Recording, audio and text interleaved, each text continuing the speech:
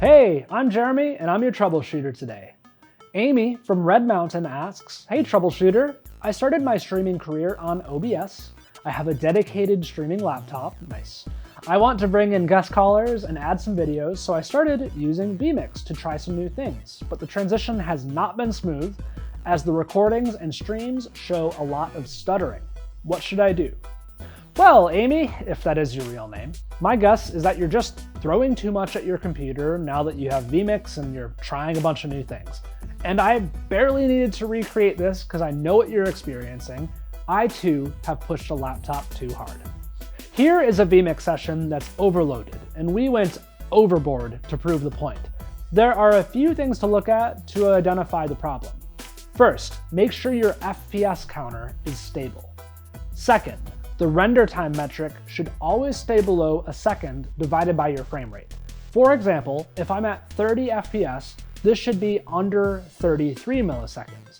If I'm at 60 FPS, it should be under 16 milliseconds. If this spikes above that number, vMix will have to start dropping frames to keep up. Next, make sure your CPU and GPU usage is staying low enough. Give that CPU some headroom for spikes when you might need to do other things on your computer, but keep those tasks to a minimum on your streaming machine. You can pull up the metrics on the bottom right side of vMix as seen here. And what you're looking at right now is basically everything going wrong. Streams are taking too long to render, the CPU is maxed out, and even the screen recording is stuttering. This is all stemming from CPU overloads. It's more likely that just one of these metrics will go off, but this window will point you towards what's wrong. Looking at cutting some vMix usage down? Well, here are some quick tips. vMix calls are very CPU intensive. NDI can be a major processing hog. Use playlists rather than loading every video into an input to help manage video RAM space. Limit the number of looping videos and set videos to automatically start and stop when transitioning to save on CPU. Enable as many hardware encoders on as many outputs and recordings as your graphics card lets you. And while you're at it, make sure your graphics card is set up in the settings.